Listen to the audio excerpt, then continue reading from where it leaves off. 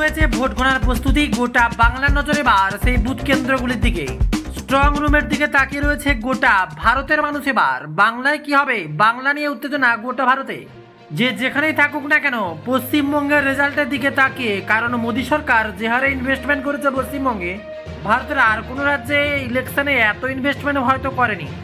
তাই এবার গোটা ভারতের মানুষের নজরে এবার বাংলার দিকেই, কারণ এটা শুধু সম্মানের লড়াই নয়, এটা বিজেপি কর্মীদের বহুদিনের চোখে দেখা স্বপ্ন। সেই স্বপ্ন কি আদৌ সত্যি হবে, নাকি আবারও ক্ষমতায় তৃণমূল?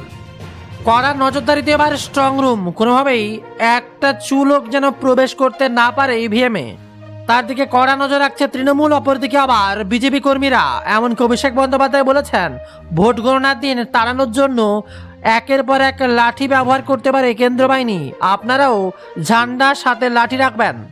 এমনকি খোদ মমতা বন্দ্যোপাধ্যায় পর্যন্ত স্ট্রং রুম পরিদর্শন করতে গেছেন সেদিন।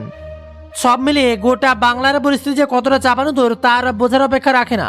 এমনই সময় কি কাণ্ড করছে তার দিকে নজর রাখলে এইমাত্র বিরাট বড় খবর সামনে। কালীঘাটের থানার ওসি প্রচুর বেড়েছিল, এরকম যারা করেছে তাদের খুঁজে বের করে ব্যবস্থা নেব, বিরাট ঘোষণা এবার মমতা বন্দ্যোপাধ্যায়। খবর আসছে সাসপেন্ড হওয়া কালীঘাটের ওসি ইন্সপেক্টর গৌতম দাসের বিরুদ্ধে এবার সরব হলেন তৃণমূল নেত্রী মমতা বন্দ্যোপাধ্যায়।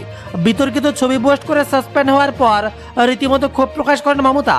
এ প্রসঙ্গে মমতা বলেন, কালীঘাটের ওসি প্রচুর বেড়েছিল, মহিলারা লুকে দাঁড়িয়েছিল, আজ সে সাসপেন্ড হয়েছে। গত যতগুলো বিধানসভা হয়েছে এবার ভোটের থেকে বেশি নজর রাখা হবে স্ট্রং রুমে। ভাগ করে দেওয়া হচ্ছে বড় বড় নেতাদের, কোথায় কে থাকবে। দক্ষিণ 24 পরগনায় থাকবেন অভিষেক বন্দ্যোপাধ্যায়, ব্যারাকপুর দমদমে রাজীব কুমার। গণনায় নজর রাখতে কোথায় কাকে দায়িত্ব দিল তৃণমূল, তা নিয়ে এবার নজর গোটা বাংলার। যেখানে ভোট গণনা নিয়ে বড় কৌশল নিচ্ছে তৃণমূল কংগ্রেস। অভিষেক এদিন বৈঠকে বলেন রাজ্যের তরফ থেকে জেলায় জেলায় কিছু লোক পাঠাবে, তারা আগামীকাল জেলায় যাবে, ট্রান্সফরমারগুলো দেখে রাখবে। ওই দিন ভোর 6টায় পার্টি অফিস খুলে লোক বসবে। আর অপরদিকে হাওয়া বুঝে বা রূপ বদল, হাওয়া বুঝে সুর বদলাচ্ছে হুমায়ুন। কোনো মতে এবারে বিজেপিকে সাহায্য নয়, তৃণমূলকে শর্ত দিলেও আম জনতা পার্টির নেতা। খবর আসছে ভোট মিটতেই সুর বদল হুমায়ুন কবিরের। আম জনতা উন্নয়ন পার্টির প্রধানের দাবি, বাংলায় ত্রিশঙ্কু বিধানসভা তৈরি হতে চলেছে। আর তার বক্তব্যতে কুপকাত, বিরাট বড় আপডেট, সরকার গঠনের চাবিকাঠিও তার দলের হাতে থাকবে বলেই দাবি করছেন এবার হুমায়ুন কবির। আর অপরদিকে মমতা বন্দ্যোপাধ্যায়ের বিরাট বড় বার্তা, আমি না বললে রাত 2টো বাজলেও গণনা কেন্দ্র ছাড়বেন না, আমরা 200-র বেশি আসনে জিতছি। কাউন্টিং এজেন্টদের এবার কঠোর নির্দেশ মমতা বন্দ্যোপাধ্যায়, কোনোভাবেই যেন ভোট কেন্দ্রে কোনো কারচুপি না করেছে যেমন, ঠিক তেমনই যেন কাউন্টিংয়ের সময় কোনো কারচুপি কেউ না করতে পারে, তার দিকে নজর রাখছে প্রত্যেকটা দল। কাউন্টিং এজেন্টদের নিয়ে ভার্চুয়াল বৈঠকে ফের দাবি করলেন তৃণমূল নেত্রী মমতা বন্দ্যোপাধ্যায়, রাত 2টো বাজলেও কাউন্টিং সেন্টার ছাড়বেন না, কঠোর বার্তা মমতা বন্দ্যোপাধ্যায়ের। ভোটের পর এবার কাউন্টিং বা গণনা যে কতটা উত্তপ্ত হবে বাংলায় তা বোঝার দেরি থাকছে না কারোর। তবে তার মাঝে আবহাওয়ার দিকে নজর রাখলে কলকাতা সহ দক্ষিণবঙ্গের বেশ কয়েকটি জেলায় ধেয়ে আসছে কালবৈশাখী, প্রবল বৃষ্টির আশঙ্কা, 70 কিমি বেগে এবার ঝড়ো হাওয়া। রাজ্যের বহু জেলায় কালবৈশাখীর সতর্কতা, আগামী 2 থেকে 3 ঘন্টায় বজ্রবিদ্যুৎ সহ ঝড় বৃষ্টির সতর্কতা জারি করা হয়েছে। খবর আসছে দক্ষিণবঙ্গের হাওড়া, হুগলি, কলকাতা, 24 পরগনা জেলায় ঝড় বৃষ্টির আশঙ্কা, বজ্রবিদ্যুৎ সহ মাঝারি বৃষ্টির সঙ্গে 30 থেকে 40 কিলোমিটার গতিবেগে দমকা ঝড়ো হাওয়া বইতে পারে, যার ফলে ভোটের গণনার দিনও বৃষ্টিপাতের আশঙ্কা থেকেই যাচ্ছে। তবে ভাবতে পারেনি মমতা বন্দ্যোপাধ্যায় এমন কঠোর বার্তা দেবেন, বাথরুম পেলেও দলের 2 জন না থাকলে উঠবেন না, চেপে রাখবেন। কাউন্টিং এজেন্টদের ক্লাস নেন মমতা অভিষেক, আর তারপরে এমনই নির্দেশ, বাথরুম পেলেও কোনোভাবেই উঠবেন না।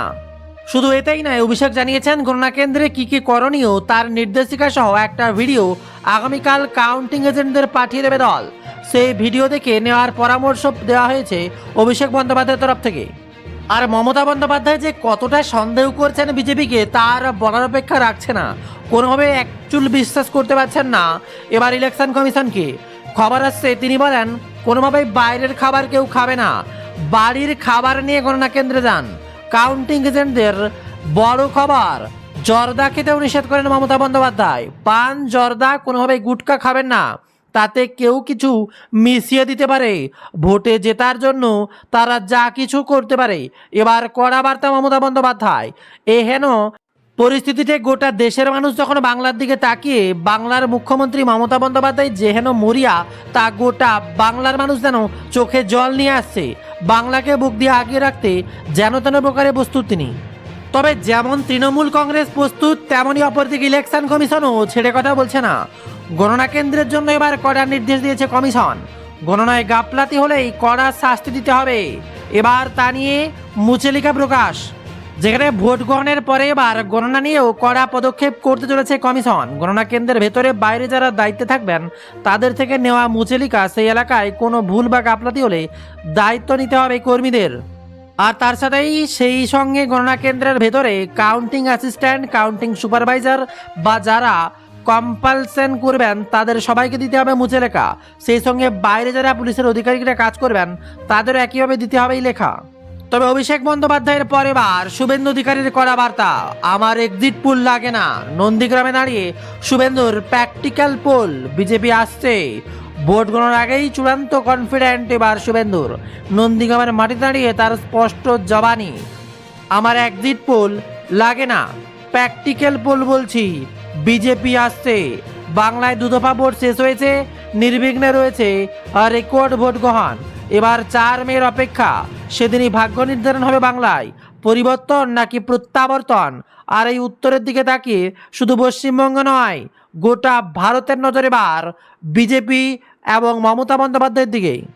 কারণ গোটা ভারতকেই প্রায় টেনে এনেছিলেন মমতা বন্দ্যোপাধ্যায়ের ভোট কেন্দ্রে। ভবানীপুর থেকে শুরু করে গোটা বাংলায় গোটা ভারতের হ্যাভিওয়েট নেতা মন্ত্রীদের নিয়ে এসেছিলেন প্রধানমন্ত্রী মোদী এবং অমিত শাহ। নন্দীগ্রাম, ভবানীপুর আর এই 2 হ্যাভিওয়েট কেন্দ্র থেকে বিজেপি হয়ে লড়েছেন বিধানসভার বিরোধী দল নেতা শুভেন্দু অধিকারী। দ্বিতীয় দফার ভোটের পর দিন নন্দীগ্রামের মাটিতে দাঁড়িয়ে শুভেন্দুর জবানি, আমরা এক্সিট পোল দেখার দরকার নেই, এক্সিট পোল আমাদের লাগবে না, প্র্যাকটিক্যাল পোল বলে দিচ্ছি, বিজেপি আসছে। তবে আপনার কি মনে হয় ক্ষমতায় কে আসছে কমেন্টে লিখে জানাবেন, বা আপনি কাকে চান? অপরদিকে আবার বড়বাজারে আবির বিক্রির ধুম, বিজেপি নাকি তৃণমূল, কার উপর বাজি ধরছে সাট্টা বাজার? বাংলার ভোটের ফল নিয়ে এবার পূর্বাভাস সেখানেও সামনে উঠে আসে। সম্ভাব্য ভোটের ফল নিয়ে দেশের বেশ কয়েকটি সমীক্ষায় সংস্থা বুথ ফেরত সমীক্ষায় কাজ চালিয়েছে। আর সেই সমীক্ষায় যে পূর্বাভাস দেওয়া হয়েছে তাতে বাংলায় হাড্ডাহাড্ডি লড়াইয়ের আভাস দেওয়া হয়েছে। সোমবার 4 মে বাংলায় আবারও সবুজ আবির উঠবে নাকি গেরুয়া ঝড় উঠবে, তা নিয়ে এখন গোটা দেশ জুড়ে জোর চর্চা শুরু হয়েছে।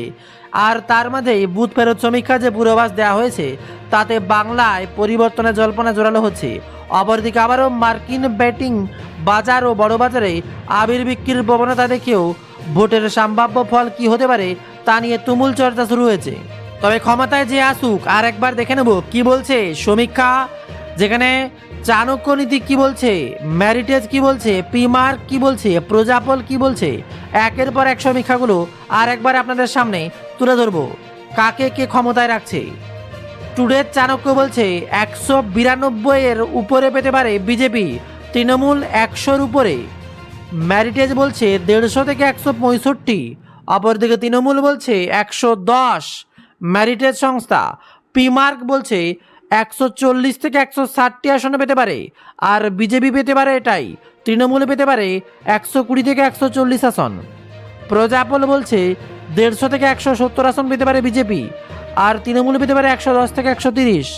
পোল ডায়েরি বলছে 145 থেকে 160 পাবে বিজেপি, 115 থেকে 135 পাবে তৃণমূল। তবে পিপলস পালস যেন সমস্ত জনমতকে উল্টে দিয়েছে, 95 থেকে 110 মাত্র বিজেপি, 170 থেকে 80 বলেছে তৃণমূল। অপরদিকে জনমত সমীক্ষা যেখানে বলছে 100 থেকে 120 পাবে বিজেপি, 160 থেকে 180 পাবে তৃণমূল। আর অপরদিকে জেবিসি বলছে 120 থেকে 40, আর এদিকে তৃণমূলকেও রাখছে বিজেপির মতো 120 থেকে 40। তবে আপনার একটা নির্দিষ্ট এক্সিট পোল হোক, কমেন্টে আপনি লিখে জানান তো আপনার এলাকার নাম কি এবং আপনি কাকে চান। ভোটের রেজাল্টের দিকে আপনার সমীক্ষা জানা যাবে। কি বলছেন, কতগুলো আসন এক্সাক্ট পেতে পারে তৃণমূল, কতগুলো পেতে পারে বিজেপি? কমেন্টে আপনার নাম এবং আপনার এলাকার নাম লিখে সমীক্ষা লিখে জানান। ভোটের রেজাল্টের দিন জানানো যাবে কে সঠিক উত্তর দিয়েছে। আজকের ভিডিও এই পর্যন্তই। প্রচুর পরিমাণে সবাইকে শেয়ার করে লেটেস্ট খবর জানার সুযোগ করে দিন। আর আমাদের ওয়েবসাইট প্রতিনিয়ত ভিজিট করুন, যারা নাম গুগলে সার্চ করলে পেয়ে যাবেন bengaljobstudy.in, সেখানে প্রতি মুহূর্তের আপডেট পাবেন। আর আমাদের ভিডিওটি প্রচুর পরিমাণে শেয়ার করে সবাইকে গুরুত্বপূর্ণ তথ্যগুলো জানার সুযোগ করে দেবেন। শেষ পর্যন্ত দেখার জন্য অসংখ্য ধন্যবাদ। আসছি পরের ভিডিওতে আরও একটি নতুন খবর নিয়ে।